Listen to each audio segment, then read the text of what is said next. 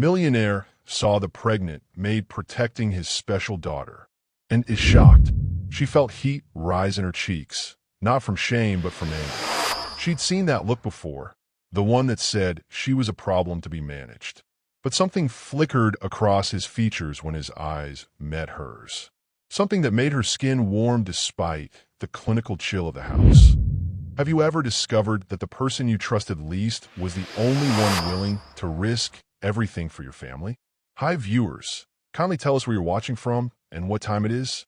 Warm welcome to the family. Enjoy the story. The marble cracked beneath her body as she hit the floor, blood pooling around the pregnant maid who had just saved his daughter's life. Richard Lawson stood frozen in his Atlanta mansion doorway. Not because 6-year-old Olivia was safe, but because he was staring at the woman whose secrets could destroy everything he'd built. The baby she carried wasn't just any child. It was connected to his dead wife in ways that made his blood run cold. What would you sacrifice to protect the one thing that matters most to you? Have you ever discovered that the person you trusted least was the only one willing to risk everything for your family? Tonight, we're diving into a story where loyalty becomes betrayal, where protection becomes prison. Stay with me to discover how a billionaire's empire crumbled, not from business rivals, but from the pregnant maid who knew too much. Smash that like button if you're ready for a story that will leave you questioning everything you know about trust. Let me take you back to where it all began, 3 months before the night that changed everything. She scrubbed bloodstains from marble floors at 3 a.m., but the secrets she carried were stained deeper than any surface could reveal. Danielle Williams arrived in Atlanta with nothing but a worn suitcase and a 3-month pregnancy that showed just enough to make employers nervous. The Greyhound bus from Birmingham had been her lifeline out of Alabama, away from the ex-boyfriend who thought his fist could solve arguments and the mother who called her stupid for getting pregnant in the first place. The Lawson mansion stretched across Buckhead like a monument to success. Italian marble imported at criminal expense, crystal chandeliers that cost more than most houses, and silence so thick it felt like judgment. Every surface gleamed with the kind of perfection that came from having people paid to make problems disappear. Richard Lawson moved through his home like a king in his castle. Custom suits that cost more than she made in 6 months, silver hair that never looked out of place, and eyes colder than the marble she spent her days polishing. He had rules, lots of them. Staff worked invisible hours. No personal conversations. No touching his daughter without permission. No questions about the empty picture frames scattered throughout the house. But 6-year-old Olivia didn't follow her father's rules. The little girl would sneak into whatever room Danielle was cleaning, talking nonstop about school, her friends, and how much she missed someone she called Mama Catherine. The child had her father's gray eyes, but none of his coldness. She'd sit cross-legged on the floor, chattering away while Danielle worked, completely unaware that her father paid people to be invisible. "Why is your tummy getting bigger?" Olivia asked one Tuesday morning, following Danielle into the library. "There's a baby growing in there," Danielle answered simply, continuing to dust the endless rows of books nobody ever read. "Really? Can I touch it?" Before Danielle could answer, Richard's voice cut through the room like ice. "Olivia, what have I told you about bothering the staff?" The little girl's face fell. "Sorry, Daddy." Richard's gaze moved to Danielle, taking in her condition with the same expression he might use to evaluate a damaged piece of furniture. She felt heat rise in her cheeks, not from shame, but from anger. She'd seen that look before, the one that said she was a problem to be managed. But something flickered across his features when his eyes met hers. Something that made her skin warm despite the clinical chill of the house. Have you ever felt invisible in plain sight? When someone looked through you like you didn't exist? Drop a comment if you've been there. As she reached for the high shelf later that evening, her shirt lifted slightly, revealing not just the curve of her belly, but a scar across her lower back. One that Richard recognized from crime scene photos he'd tried to forget. The scar told a story Richard thought was buried with his wife, until he saw it carve into the flesh of the woman now living under his roof. His home office felt like a war room. Mahogany desks scattered with private investigator reports, computer screens glowing with background checks, and a crystal tumbler of bourbon that had gone untouched for hours. The photograph spread before him showed everything. Danielle's birth certificate from Birmingham General, high school graduation where she'd been valedictorian despite working nights at a diner. The police report from 2 years ago that made his hands shake. Catherine had been investigating something before she died. Something that took her to dangerous places in Birmingham. Meeting with women who'd been hurt, collecting stories that powerful men wanted buried. The last entry in her journal had been about a young woman with a distinctive scar, a survivor who'd agreed to testify against a trafficking ring. That woman had been Danielle Williams. Richard closed his eyes, remembering the funeral where Catherine's casket had been closed because the car accident had been too violent, too suspicious, too convenient for the men she'd been investigating. He'd been too consumed by grief to continue her work, too broken to seek justice for the woman who'd meant everything to him. Now that same woman's key witness was living in his house, carrying a child that could be anyone's. The next morning, he found Danielle in the kitchen before dawn, making coffee with practiced quiet. She moved like someone used to being invisible, every gesture efficient and careful. When she noticed him, she didn't startle or apologize for existing. Instead, she poured him a cup without being asked, adding cream exactly the way Catherine used to make it. "We need to talk," he said, his voice rougher than intended. She faced him fully, chin raised in defiance that reminded him painfully of his wife. "About what? About why you're really here. About what happened in Birmingham. About the scar on your back." The coffee mug slipped from her fingers, shattering against the kitchen tiles. Hot liquid spread across expensive Italian stone like spilled secrets.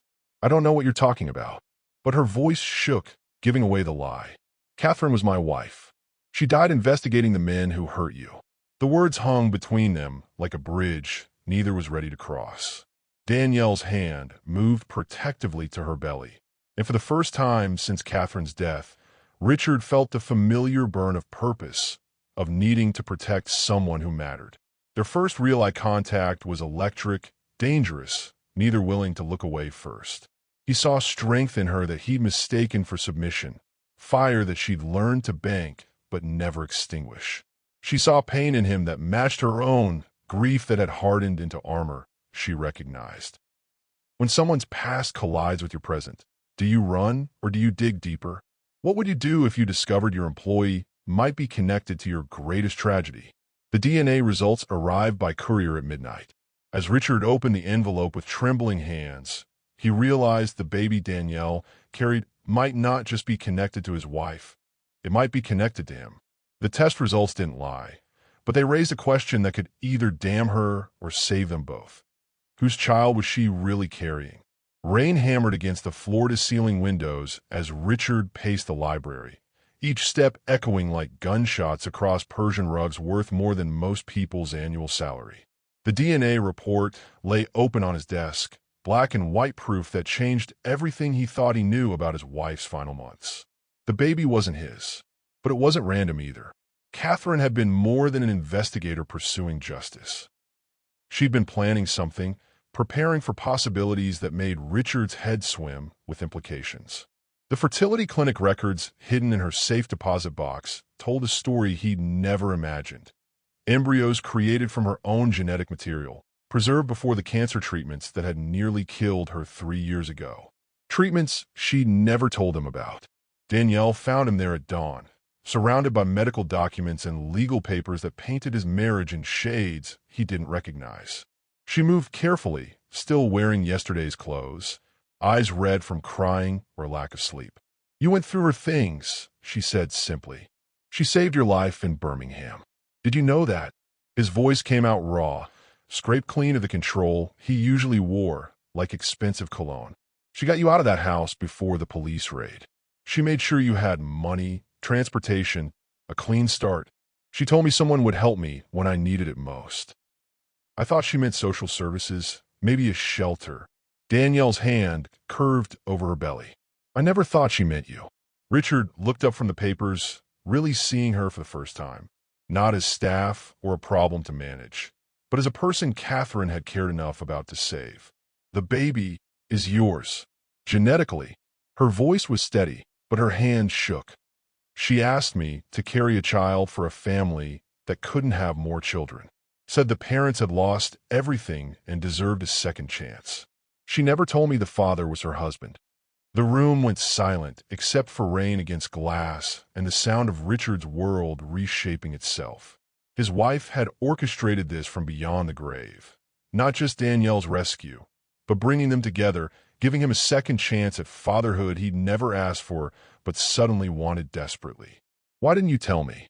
Because I was scared you'd take the baby and throw me out. Because I've learned not to trust rich men who think money solves everything.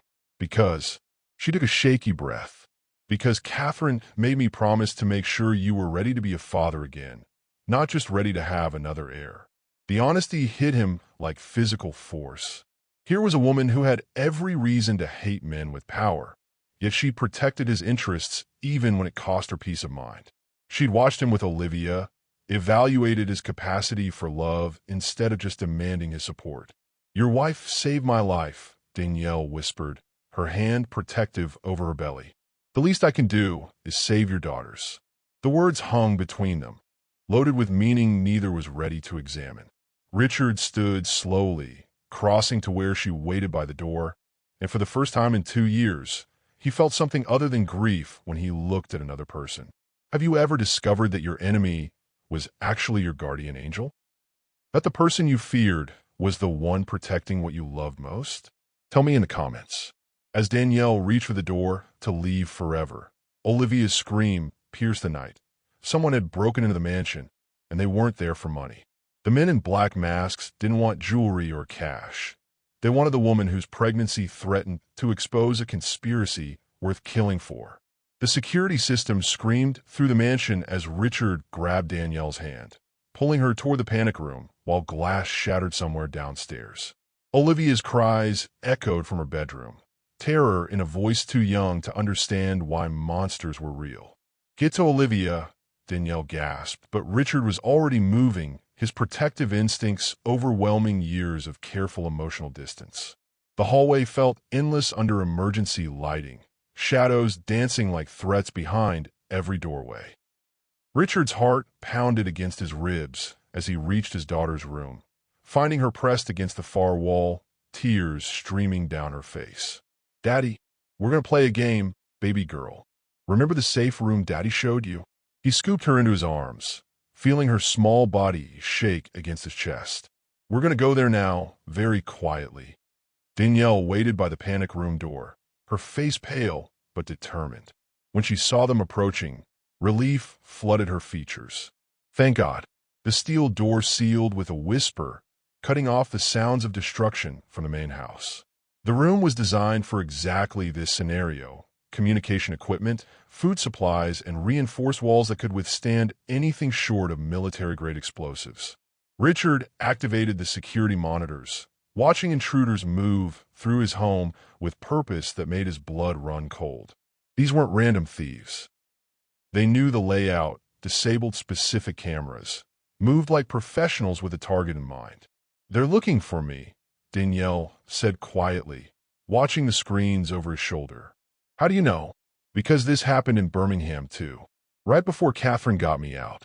Her voice was steady, but her hands trembled as she held Olivia, the little girl finally calm in the safety of familiar arms. They don't want money. They want to make sure I can't testify about what I saw. Richard's world tilted on its axis. His wife hadn't just died in a car accident. She'd been murdered for protecting witnesses like Danielle. The investigation she'd been conducting had rattled cages powerful enough to kill, and now those same forces had found the woman Catherine died trying to save. Shattered glass covered the entrance hall like deadly diamonds, security alarms shrieking through the mansion as Richard pressed Danielle against the panic room wall, his body shielding hers and their unborn child. The baby kicked between them, sharp and insistent, as if sensing the danger surrounding its makeshift family. I won't let them hurt you, he whispered against her hair, meaning it more than any promise he'd ever made. Her response came not in words, but in the way she turned in his arms, seeking comfort in the man who'd been a stranger hours ago. When their lips met, it was desperation and determination, the kiss of two people who suddenly had everything to lose. Her lips tasted like fear and determination, her hands clutching his shirt as if he were the only solid thing in a world gone mad. When the baby kicked against his stomach, he felt something shift inside him. Not just desire, but destiny. This woman, this child, his daughter. They were his responsibility now, his family in ways that had nothing to do with blood or law. When danger threatens, do you fight or do you flee? Have you ever found yourself protecting someone who was supposed to be just a stranger? Share your experience below.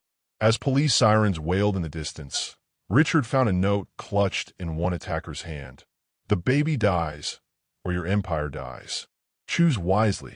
But what they didn't know was that Richard Lawson had never backed down from fight, especially when it came to family. They went from employer and employee to partners in survival in the span of one terrifying night. But some alliances cost more than others. The safe house felt like a different planet. Modest furniture, normal-sized rooms, no marble or crystal in sight. For the first time in years, Richard remembered what home felt like instead of just wealth. The FBI had insisted on relocation while they investigated the attack, but even federal protection felt fragile compared to the certainty that someone wanted Danielle dead. Olivia had finally fallen asleep on the small couch, exhausted from the night's trauma. Richard watched his daughter's peaceful face, wondering how he'd explain that the world was more dangerous than her 6-year-old mind could comprehend. "She's resilient," Danielle said softly, settling into the chair across from him. "Children adapt faster than we think." Catherine used to say that. The words slipped out before he could stop them, and for once, talking about his wife didn't feel like swallowing glass. She talked about Olivia constantly when we met. Said she was brilliant and kind, just like her father. Danielle's smile was sad but genuine. She worried about what would happen to both of you if something happened to her. Richard felt his chest tighten. She knew she was in danger. She knew she was doing the right thing, even if it cost her everything. That's the kind of person she was. Danielle shifted uncomfortably, one hand on her growing belly. The kind of person who saves strangers because it's right, not because it's safe. The baby chose that moment to kick, sharp enough that Danielle gasped. Without thinking, Richard moved to her side, his businessman's instincts replaced by something more fundamental. "Can I?" he asked, gesturing toward her belly. She nodded, guiding his hand to where the movement was strongest. The sensation was incredible, life asserting itself despite the chaos surrounding them. His child announcing its presence with determined kicks that made them both laugh despite everything. "Strong," he murmured, wonder replacing the fear that had dominated the past few hours. "Just like the parents," Danielle replied, but she was looking at him when she said it, not talking about genetics or medical procedures. The moment stretched between them, loaded with possibility neither had planned for. Richard's hand remained on her belly, feeling each small movement, while Danielle watched his face transform from the cold businessman to someone capable of tenderness. When he looked up, their faces were inches apart. The kiss that followed was different from their desperate encounter in the panic room. This one was a choice made in calm rather than chaos, an acknowledgement of feelings that had nothing to do with adrenaline or fear. Danielle pulled back first, breathless. "This is complicated. Everything about this is complicated," Richard agreed, but he didn't move away. Forced proximity in close quarters made every accidental touch electric. They shared the small bed for safety, Richard's arm around her shoulders while she slept, both hyper-aware of every breath and heartbeat. Her pregnancy made every sensation more intense, more precious, more forbidden. When was the last time you had to depend on someone completely? When fear stripped away all pretenses and left only raw truth. Drop a heart if you felt that vulnerable. The ultrasound photo fell from Danielle's purse the next morning, and Richard's world tilted on its axis. The baby's profile was unmistakably familiar, identical to a photo he'd hidden away years ago. His late wife hadn't just saved Danielle's life. She'd given her something impossible. Some secrets are buried so deep that when they surface, they don't just change your present. They rewrite your entire past. The fertility clinic's records spread across the coffee table like evidence in a trial that would determine their future. Medical documents, consent forms, and photographs that proved love sometimes transcends death itself. Richard's hands shook as he read Catherine's handwriting on forms dated 3 months before she died. Emergency embryo preservation due to high-risk investigation work. If something happens to me, use these to help someone who deserves a second chance. Danielle sat across from him, tears streaming down her face as the truth finally came out. She said a family had lost their chance at more children. She said they were good people who deserved happiness after terrible loss. She never said the family was yours. How did she even find you? Richard's voice cracked with emotion he couldn't control anymore. I was in the hospital after the attack in Birmingham. She came to visit all the girls who'd been hurt, but she stayed with me the longest. Said I reminded her of herself when she was young, stubborn and scared but refusing to give up. Danielle's hand moved to her belly. When I couldn't afford the medical bills, she offered me a chance to help a family while helping myself. The room felt too small to contain the weight of Catherine's final gift. She'd seen her own death coming and planned for Richard's future with the precision she'd brought to every investigation. Not just saving Danielle, but bringing her to him, giving them both something to live for beyond their shared trauma. She knew I'd fall for you, Richard said quietly, the realization hitting him like cold water. She knew you needed someone who'd choose you for yourself, not your money. Someone who'd protect Olivia not because you paid them, but because they loved her. Danielle wiped her eyes. She was right, wasn't she? Richard crossed to her, kneeling beside her chair like he'd done when proposing to Catherine years ago. But this felt different. Not the desperate passion of young love, but the steady certainty of two people who'd survived hell and found each other on the other side. I love you, he said simply. Not because you're carrying my child, not because my wife wanted this, but because you're the bravest person I've ever met. Because you see good in me when I can't see it in myself. Her answer came in the form of desperate kisses, her hands tangling in his hair as he lifted her from the chair. They made it as far as the bedroom before careful restraint shattered into urgent need. He undressed her like she was made of spun gold, his hands reverent on skin stretched taut with new life. This is crazy, she whispered against his mouth. Everything about this is insane. I know, he breathed, sliding inside her with exquisite care. But I can't let you go. Their coupling was tender and intense, acknowledging the complexity of their situation while surrendering to undeniable connection. She moved above him with careful precision, both of them hyper-aware of the life growing between them, the miracle Catherine had orchestrated from beyond the grave. She planned this, Danielle gasped, her head thrown back in pleasure. Every bit of it. Then she planned well, Richard replied, his hands spanning her growing belly as she rocked against him. Because I've never felt more alive. Their release came together, waves of sensation that felt like coming home after years of being lost. Afterward, they lay entwined, both understanding that everything had changed again. The child she carried was his genetic legacy, but their love had become something entirely their own. If someone you loved planned your future from beyond the grave, would you trust their vision or forge your own path? Comment below with your thoughts on destiny versus choice. As they lay entwined in the aftermath, Richard's phone buzzed with a message that made his blood freeze. We have your daughter, the pregnant bitch, and the baby she's carrying for you both. One life for two. You have 24 hours. When they took his daughter, they thought they were taking his weakness. They had no idea they were unleashing his greatest strength.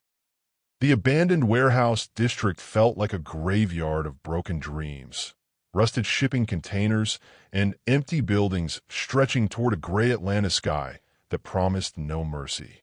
Richard's phone had been ringing nonstop with demands, threats, and promises of violence if he didn't surrender Danielle by midnight. I'm going with you, she said for the 10th time, her chin set in determination that reminded him painfully of Catherine. Absolutely not. Richard checked his weapon again, Muscle memory from military service 20 years past coming back like riding a bicycle. You're 7 months pregnant. And she's your daughter. Our daughter now. I'm not letting you face this alone. The word "our" hit him like a physical blow. Somewhere between the panic room and this moment, Olivia had become theirs, not just his. The little girl who'd been hungry for maternal attention had found it in the most unlikely place, and Danielle had found purpose beyond survival in protecting her. They're using her to get to you, Richard said, pulling on his tactical vest. This isn't about money or business. This is about silencing Catherine's investigation permanently. Then we give them what they want, me walking into their trap, but not as bait. As the hunter, her plan was dangerous, relying on the kidnapper's assumption that a pregnant woman would be helpless. But Richard had learned not to underestimate Danielle Williams. She'd survived trafficking, abuse, and assassination attempts with nothing but determination and grit. The warehouse smelled of rust and desperation. Richard watched through binoculars as Danielle approached the main entrance, her pregnancy obvious even from a distance. She wore a wire, her voice calm in his earpiece despite the danger. "I'm here," she announced to the empty air. "Let the girl go." 3 men emerged from the shadows, guns drawn but confident they faced no real threat. Their leader was Richard's former business partner, Marcus Webb. A man supposedly killed in the warehouse explosion months ago, now very much alive and pointing a weapon at Danielle's belly. "You should have minded your own business," Marcus sneered. "Catherine should have known when to quit digging." "She knew exactly what she was doing," Danielle replied, her hand resting protectively on her stomach. "Just like I know what I'm doing now." Richard held his breath as she slowly reached into her jacket. The men tensed, expecting surrender documents or pleas for mercy. Instead, she pulled out a small device that beeped once before filling the warehouse with smoke. Chaos erupted. Richard moved through the gray cloud like death itself, 20 years of suppressed rage finding focus in protecting his family. These men had killed his wife, terrorized his daughter, and threatened his unborn child. They'd picked the wrong family to destroy. The fight was brutal and efficient. Richard's business suit gave way to something more primal, more dangerous. When the smoke cleared, Marcus lay unconscious, and Olivia was running toward them, tears streaming but unharmed. "Daddy, Danielle." The little girl threw herself into their arms, and Richard felt his world click back into place. But Danielle's face had gone white. One hand pressed her belly, the other bracing against a shipping container. "Something's wrong," she gasped. The baby, blood-stained her jeans, and Richard's military training kicked in. Pregnancy complications, stress-induced labor, potential trauma to the fetus. They had minutes, not hours. Would you risk everything to save someone else's child if you knew it was right? Have you ever found courage you didn't know you possessed? Share your moment of unexpected bravery. As the warehouse exploded behind them, Olivia safe in Richard's arms, Danielle collapsed. Labor pains ripping through her body 3 months too early. The rescue was over, but the real fight for life was just beginning. She fought to bring life into the world while he fought to keep his world from falling apart. Both battles happening in the same hospital room. The neonatal intensive care unit hummed with the sounds of life support. Machines breathing for tiny lungs, monitors tracking heartbeats that hadn't learned to be strong yet, hope measured in grams and hours. Richard pressed his palm against the incubator glass, watching his son fight for each breath with the same determination his mother showed every day. 3 pounds, 2 ounces. Born at 28 weeks with lungs that weren't ready and a heart that beat too fast. The doctor spoke in percentages and possibilities, but Richard heard only one thing. His child was a fighter. Any change? Danielle's voice was weak from the hospital bed, but her eyes never left the incubator. He opened his eyes when a nurse touched him. "The doctor says that's a good sign."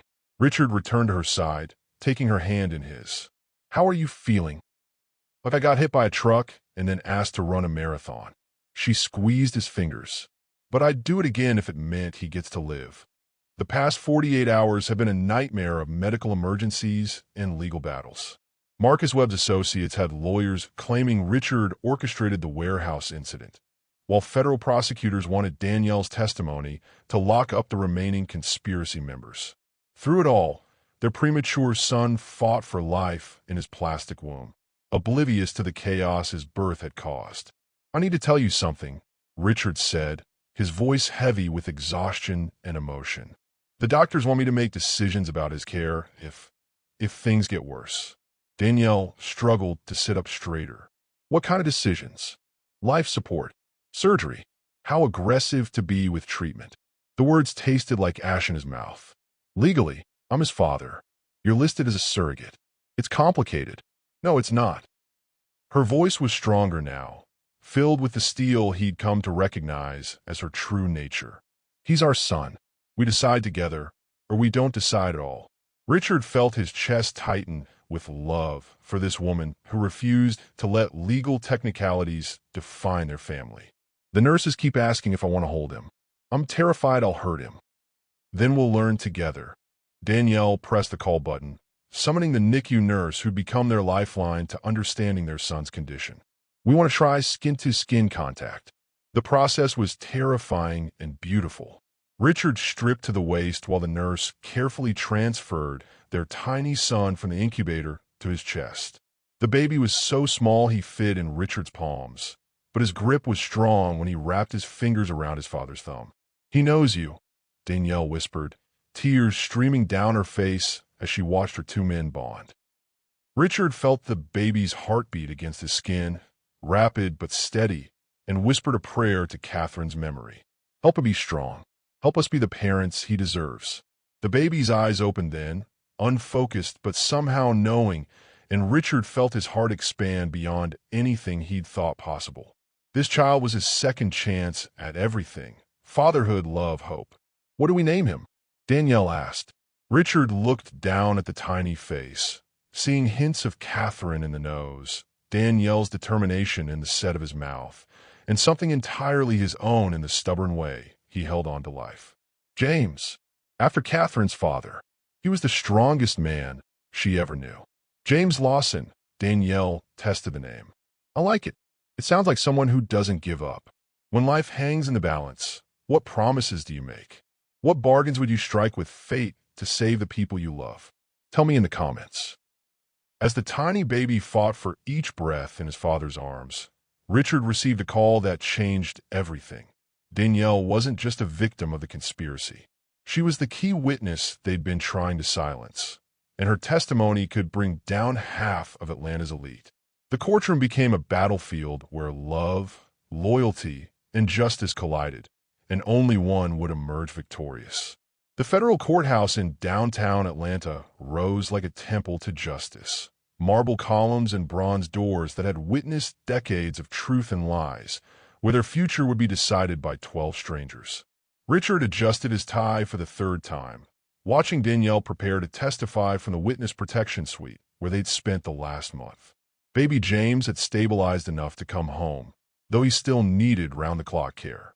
Olivia had appointed herself his official big sister, reading him stories and singing lullabies while he slept in his specialized crib. Their family had formed in the most unlikely circumstances, bonded by crisis and strengthened by choice. "You don't have to do this," Richard said, though they both knew she did. "Yes, I do. For Catherine. For all the women who couldn't speak for themselves."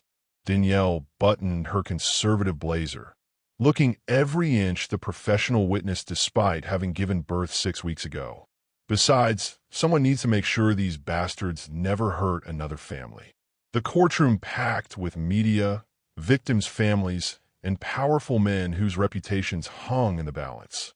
Richard took his seat behind the prosecutor's table, Olivia beside him coloring quietly while James slept in his carrier. Their presence sent a message. This wasn't just about justice, but about protecting families from predators who thought money made them untouchable.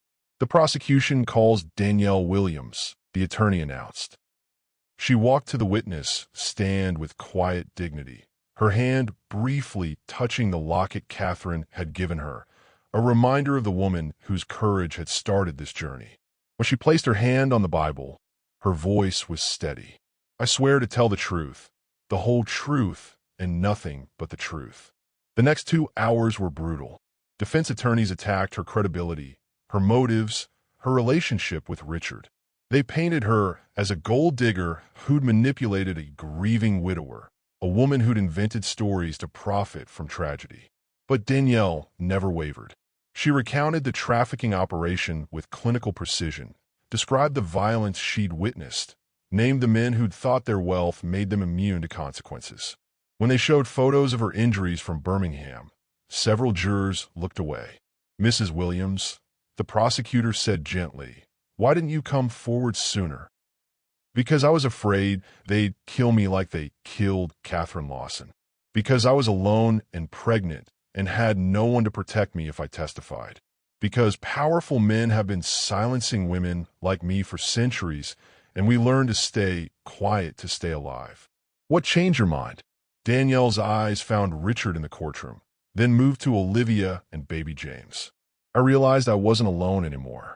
I had a family worth fighting for, and they had given me strength I didn't know I possessed." The defense attorney stood for cross-examination, his expensive suit and condescending tone exactly what Richard expected from men who'd never faced real consequences. "Isn't it true that you seduced my client for money?" "Your client never touched me. I was pregnant when I met Richard, carrying a child created through fertility treatments arranged by his deceased wife." "But you already know that, don't you?" "Isn't it convenient that the supposed evidence of this arrangement was destroyed in the warehouse fire?" Richard stood, removing a folder from his briefcase. "Actually, counselor, the evidence wasn't destroyed. My wife kept backup records in 3 separate locations. The jury would like to see them." The courtroom erupted. Defense attorneys scrambled to object while prosecutors smiled grimly. Catherine's final gift wasn't just bringing Richard and Danielle together. She built an airtight case that would survive even her own murder. Have you ever had to defend your truth against people who wanted to twist it? When the whole world was watching, did you stand tall or hide? Share your experience with judgment. As the jury filed back into the courtroom with their verdict, Richard felt Danielle's hand squeeze his. Not in fear, but in certainty.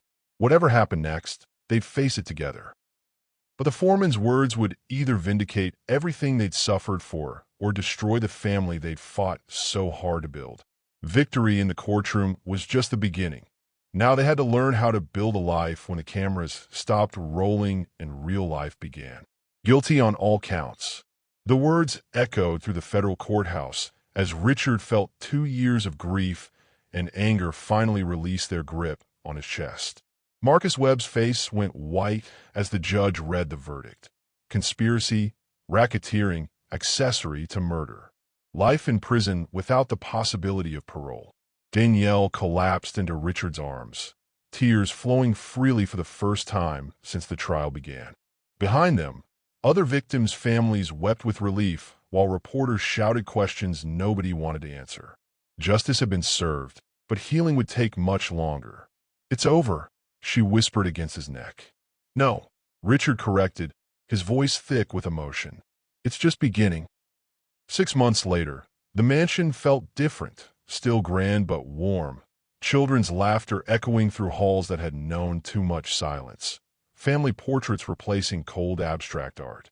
Richard had fired half his staff, not from budget cuts, but from a desire to actually live in his home instead of just occupying it. Olivia had fully embraced her role as big sister, insisting on helping with James's feeding schedule and reading him bedtime stories he was far too young to understand. At 8 years old, she possessed wisdom that amazed both parents, handling the family's unusual origin story with matter-of-fact acceptance. "He's got your stubborn streak," Danielle observed, watching Richard try to convince 6-month-old James to take his medicine. "He's got your survival instincts," Richard replied, finally succeeding in getting the baby to swallow the dose. "Kid refuses to give up on anything."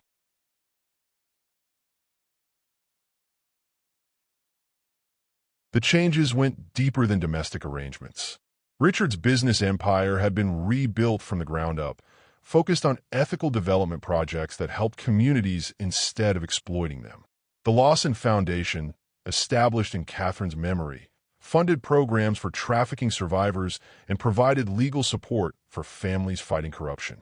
Danielle had become the foundation's executive director, her personal experience giving her unique insight into the needs of women escaping dangerous situations. She spoke at conferences, testified before Congress, and transformed her trauma into purpose that helped hundreds of families.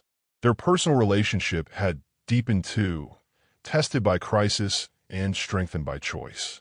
They made love now without urgency or desperation driving them. Their connection seasoned by time and deepened by shared purpose. 6 months of stolen touches and careful restraint exploded into desperate need. "I love you," he whispered against her throat as she moved above him. "I love this life we've built from ashes." Her response was lost in sensation, but her body spoke what words couldn't capture. Their bedroom had become a sanctuary where they could shed the public roles they'd grown into and simply be Richard and Danielle, two damaged people who'd found wholeness together. When they joined now, it was celebration rather than survival. Passion evolved into something richer and more sustainable. The community had eventually accepted their unconventional family story. Richard's transformation from cold businessman to devoted husband and father was too genuine to fake, while Danielle's grace under pressure had won over even the most skeptical Atlanta socialites. "What would you change if you had to do it all over again?" Danielle asked one evening as they tucked both children into bed. Richard considered the question seriously. "I'd have listened to Catherine's concerns about the investigation sooner. Maybe she'd still be alive. Maybe. Or maybe this is exactly how it was supposed to happen. Maybe she saw something in us that we couldn't see in ourselves." "You think she planned all of it? The fertility preservation, finding you, bringing you to Atlanta?" "I think she loved you enough to make sure you'd be happy after she was gone. And I think she was smart enough to know you needed someone who'd choose you for yourself, not your money." "What does victory look like to you? Is it winning the big moments or finding joy in ordinary days? Comment below with what success means to you." As they tucked both children into bed, Richard pulled out a small velvet box. "I know we did everything backward," he said, dropping to one knee in the nursery. "But I want to do this part right." Danielle's gasp woke the baby, who began crying, but her tears weren't from frustration. They were from joy. He offered her everything he had, but what she wanted most was the one thing he'd never given anyone: his whole heart without conditions. The engagement ring caught the nursery nightlight. Not the biggest diamond in Atlanta, but perfectly chosen, surrounded by smaller stones representing each member of their unconventional family. Richard's hands shook as he held it, more nervous than he'd been facing armed kidnappers or hostile courtrooms. "Danielle Williams, you came into my life carrying secrets and left me carrying hope. You saved my daughter, gave me a son, and taught me that love isn't about rescue, it's about recognition." His voice cracked with emotion. "Will you marry me?" She was quiet for so long that Richard wondered if he'd misread everything between them. Then she laughed through her tears, the sound more beautiful than any symphony. "You're doing this in the baby's room? This is where our family lives. Where James fights for every breath. Where Olivia reads him stories. Where you and I learned that love grows stronger in the places we're most vulnerable." Danielle sank to her knees beside him, taking his face in her hands. "Yes, you stubborn man, but I have conditions." Richard's heart stopped. "Conditions? No prenup. If we're doing this, we're doing it all the way. Your money, your business, your future, they become ours, just like my past became something we faced together." Relief flooded through him. "Done. What else?" "Olivia gets to plan the wedding. She's been drawing dress designs for months, convinced this day would come." "How did she?" "She's 8 years old, not blind. She sees how you look at me when you think nobody's watching. How I light up when you walk in a room. Kids know love before adults admit it." Richard slipped the ring on her finger. Perfect fit like everything else about their impossible relationship. "Anything else?" "Your mother gets to meet James before the wedding. Whatever happened between you two, he deserves to know his grandmother." The request hit him like cold water. He'd cut ties with his family after Catherine's death, unable to handle their disappointment in his choices. "She won't approve of us." Then she'll learn too. Family isn't just about blood, Richard. It's about who shows up when everything falls apart. As if sensing the importance of the moment, baby James chose that instant to stop crying, his little fist wrapping around Danielle's finger just below the engagement ring. Olivia appeared in the doorway, hair messy from sleep but eyes bright with excitement. "Did you finally ask her?" she whispered loudly. "Finally," Richard confirmed, pulling his daughter into their circle on the nursery floor. "Good. I already picked out my dress for the wedding. Can we have chocolate cake?" "We can have anything you want, princess." 3 weeks later, Richard's mother arrived from Savannah with enough judgment to fill the mansion and enough curiosity to stay longer than planned. Eleanor Lawson was old-school Southern aristocracy, the kind of woman who believed proper ladies didn't testify in federal court or carry babies for widowed strangers. But watching Danielle handle James's medical needs with competent tenderness, seeing Olivia flourish under her patient guidance, witnessing Richard's transformation from bitter widower to devoted family man, even Eleanor couldn't argue with results. "She's not what I expected," she admitted to Richard over bourbon in his study. "What did you expect? A gold digger, a social climber, someone who'd disappear when the money dried up." Eleanor sipped her drink thoughtfully. "Instead, I got a woman who handles your son's medical crisis better than most nurses, makes your daughter laugh like Catherine used to, and looks at you like you hung the moon."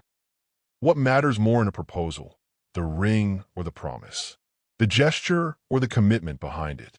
Share your thoughts on what makes an engagement meaningful. As Danielle said yes through happy tears, a knock at the mansion door interrupted their celebration. The visitor was unexpected. Richard's business partner, who had supposedly died in the warehouse explosion, standing on their doorstep very much alive and carrying news that would change their wedding plans forever. Dead men tell no tales, unless they're not actually dead, and the tale they tell threatens to destroy everything you've built. The safe room had been upgraded since the first attack. Steel walls hidden behind elegant paneling, communication equipment disguised as artwork, luxury bunker for a family that refused to live in fear. Richard activated the security protocols while Danielle secured the children, their emergency routine practiced but never routine. "I thought Marcus Webb was in prison," Danielle said, checking the monitors that showed their unexpected visitor pacing the front steps. "So did I." Richard's voice was grim as he recognized the man who'd supposedly died saving evidence from the warehouse explosion. "But that's definitely Thomas Kane." Kane had been Richard's business partner for 15 years, a man he'd trusted with his fortune and his secrets. Seeing him alive and uninvited at their door meant either very good news or catastrophic trouble. Given their history, Richard wasn't betting on good news. The intercom crackled to life. "Richard, I know you're watching.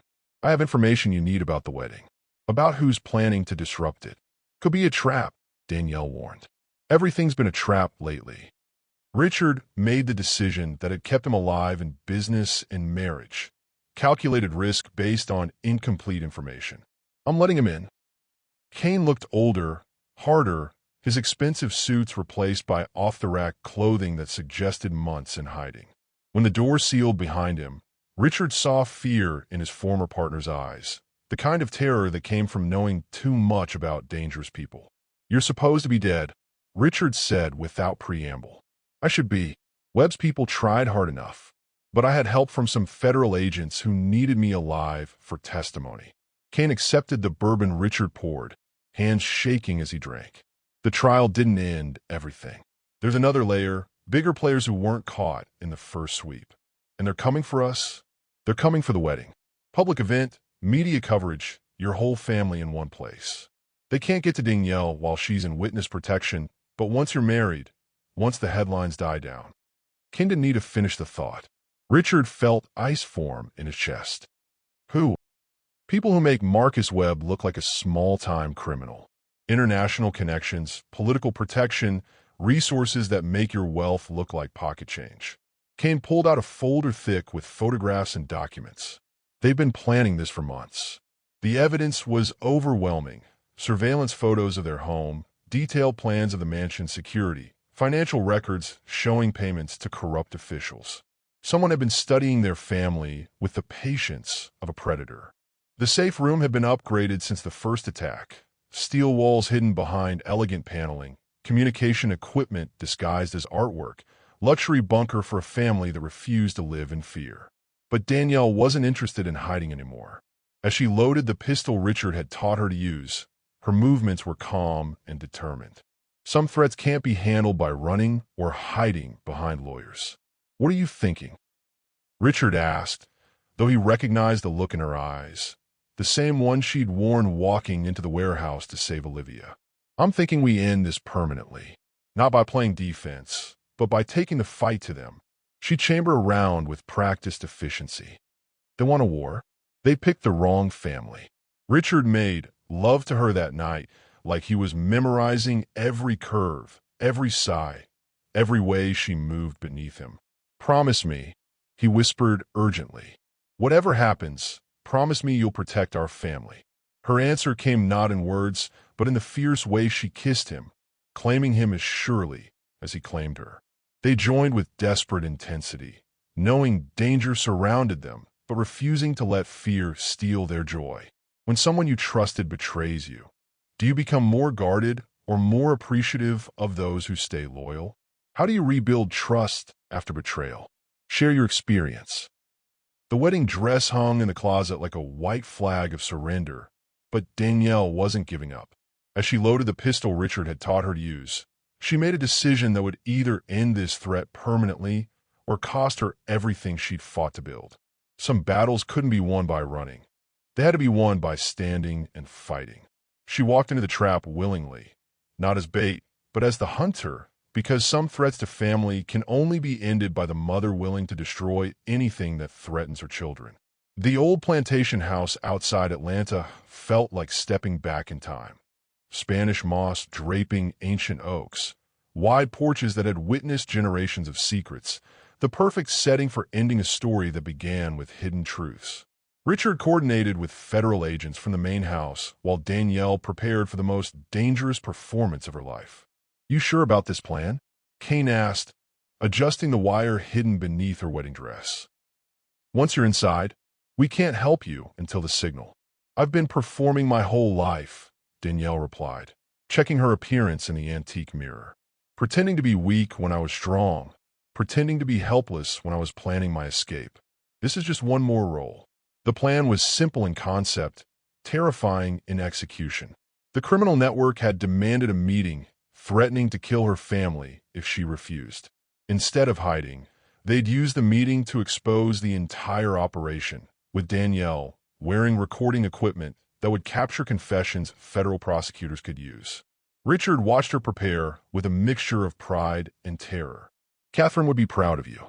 Catherine would probably think we're both crazy for risking this." Danielle adjusted her veil, the one Olivia had insisted she wear. "But she'd understand why we have to end it.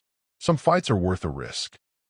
The plantation house filled with dangerous men wearing expensive suits, their civilized appearance masking the violence they traded in. Danielle entered like a bride walking down the aisle, beautiful and serene, giving no hint of the weapons hidden beneath silk and lace.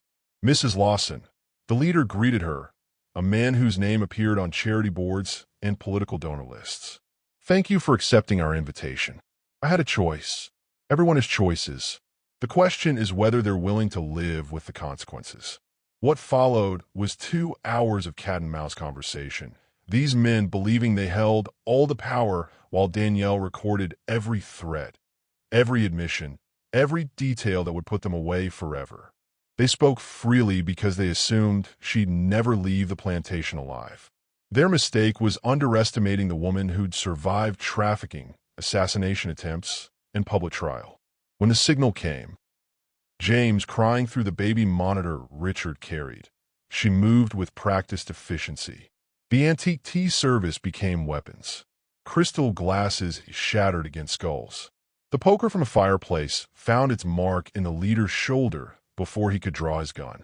Danielle fought like a woman with everything to lose, every blow driven by love for the family waiting at home. Federal agents stormed the building as smoke grenades turned the elegant parlor into chaos. Richard appeared through the haze like an avenging angel, his expensive suit torn and bloody, but his family intact. "It's over," he said, pulling her against his chest as sirens wailed outside. "Is it really over this time?" The recordings got everything. Names, bank accounts, political connections. There won't be enough lawyers in Georgia to keep these bastards out of prison. They held their actual wedding 3 months later in the plantation house's restored garden, the same place where they'd won their final battle, now converted into a symbol of new beginnings. Olivia served as maid of honor. Baby James slept peacefully in his grandmother Eleanor's arms, and Kane gave Danielle away since her own family had finally come to accept the man she'd chosen. The ceremony was simple but perfect, vows that acknowledged their unconventional beginning and promised an authentic future. When Richard kissed his bride, it tasted like victory and hope, like promises made and promises kept. When you've survived the worst together, do you believe you can handle anything? What does for better or worse mean when you've already lived through the worst? Comment your thoughts. As they exchanged rings with both children watching, baby James reached for Olivia's hand, a perfect moment of family unity. But Richard's vows held a surprise that made Danielle's heart stop. He bought the plantation house where they'd won their final battle, converting it into a home for families in crisis. Their love story was becoming a legacy. They survived conspiracy, betrayal, and violence. Now they faced their greatest challenge, building a love story that would last a lifetime. The renovated plantation house gleamed with fresh paint and new purpose. Family crisis center by day, loving home by night, proof that broken places could become sources of healing. Richard's business empire had been rebuilt on ethical foundations, hiring practices that helped communities instead of exploiting them. Danielle had grown into her role as both wife and business partner, her insights from surviving trauma making their foundation more effective than traditional charity work. She spoke at conferences, mentored young mothers, and transformed her pain into purpose that helped hundreds of families escape dangerous situations. Their first anniversary approached with the quiet satisfaction of people who'd learned to find joy in ordinary moments. James had grown into a healthy, curious toddler who inherited his mother's determination and his father's stubborn streak. Olivia, now 9, had become the family diplomat, smoothing over arguments and organizing family activities with the efficiency of a born leader. "Remember when you thought I was just the maid?" Danielle teased one evening as they tucked both children into bed. "I remember thinking you were trouble from day one," Richard replied, pulling her close as they watched James sleep. "I was right, just not the way I expected. Good trouble or bad trouble? The best kind, the kind that changes your whole life." Their bedroom had become a sanctuary where they could shed public roles and simply be Richard and Danielle, two people who'd found wholeness together. When they made love now, it was celebration rather than survival. Passion evolved into something richer and more sustainable. 1 year later, his touch still ignited fire beneath her skin, but now it burned steady and warm instead of desperate and urgent. "Happy anniversary, Mrs. Lawson," he murmured against her neck. Her response was cut short by a familiar sensation, one that made them both freeze in recognition and joy. "Are you?" Richard couldn't finish the question, hope and disbelief warring in his voice. "I think so. The timing would be perfect. James is walking, Olivia is settled in school. Your mother's finally stopped giving me advice about managing you." They talked about having another child, but always as a future possibility, something for when life calmed down. Now, facing the reality of a third child, Richard felt the same overwhelming gratitude he'd experienced watching James fight for life in the NICU. "This time we plan everything. Hospital visits, birthing classes, family preparation. No emergencies, no drama, just normal pregnancy stuff." "Normal?" Danielle laughed. "Have you met our family? We don't do normal." The pregnancy announcement became a family celebration rather than a crisis. Olivia immediately began planning nursery designs while James, barely understanding what a new baby meant, patted Danielle's still flat stomach with gentle curiosity. Richard's transformation from the cold businessman who'd hired her 3 years ago was complete. He changed diapers in $1,000 suits, attended PDA meetings with the same intensity he brought to board meetings, and read bedtime stories with voices that made both children dissolve into giggles. What's the difference between surviving together and thriving together? Danielle asked one evening as they worked on foundation paperwork while the children played nearby. Surviving is about getting through each crisis. Thriving is about building something that lasts beyond the emergencies. It's choosing each other on ordinary Tuesday nights, not just during life or death situations. And which are we doing? Richard looked around their living room. James's toys scattered across expensive rugs, Olivia's art projects covering the refrigerator, Danielle's law books stacked beside his business journals. Evidence of a life built by choice rather than chance. Both. We survived long enough to learn how to thrive. What's the difference between surviving together and thriving together? How do you keep love alive when life gets ordinary? Share your secrets to lasting love. As Danielle stared at the pregnancy test in her hands, she realized their story was far from over. This time, the baby would be planned, wanted, and welcomed without secrets or complications. But when she turned to tell Richard, his expression suggested he already knew, and his reaction would determine how their next chapter began. 3 years ago, she carried a child born from science and secrets. Today, she carries one created from love and choice. The ultimate proof that some endings are actually beginnings. The nursery for baby number 3 looked nothing like the sterile NICU where they'd fought for James's life. Warm colors, handmade quilts, windows overlooking the garden where Olivia played with her little brother, sunshine streaming through glass that had witnessed their growth from strangers to soulmates. Richard hung the last of the family photos, their unconventional story told in frames that lined the hallway. The first picture showed Danielle as a nervous employee, Richard as a cold businessman, both of them guarding secrets that nearly destroyed them. The last showed their wedding day, faces radiant with hard-won happiness, children who'd made them a family. She's going to be spoiled rotten, Danielle observed, watching Olivia arrange tiny dresses in the closet while James attempted to help by throwing socks everywhere. Women's intuition. This one's going to be trouble like her big sister. Richard knelt beside the crib he'd assembled, running his hand along wood that would cradle their daughter, their choice, their future. The man who'd once believed love was a luxury he couldn't afford now understood it was the only necessity that mattered. Eleanor had moved to Atlanta permanently, transforming from judgmental mother-in-law to devoted grandmother who spoiled all 3 children equally. She'd started volunteering at the foundation, her social connections opening doors that helped more families than Danielle had dared imagine possible. Catherine would be proud, she told Richard one afternoon as they watched James play in the garden Catherine had designed years ago. She planned all of this, didn't she? Not just bringing Danielle here, but everything that followed. Your wife was always 3 steps ahead of everyone else. She saw what you needed before you knew you needed it. The foundation had grown beyond Atlanta, establishing centers in Birmingham, Savannah, and Jacksonville. Danielle's testimony had inspired legislation protecting trafficking survivors, while Richard's business practices had influenced other companies to prioritize community investment over pure profit. Their love story had become something larger than themselves, proof that broken people could heal together, that families could be chosen as well as born, that love was stronger than fear when people fought for it together. The night before their daughter's birth, they made love with the tenderness of people who'd learned to cherish ordinary moments. He worshipped her changing body with hands that had learned every pleasure point, every sensitive curve. 3 babies, he marveled, pressing kisses to her growing belly. 3 chances to get parenting right. We already got it right, she corrected, pulling him up for a kiss that tasted like forever. We learned to love without keeping score.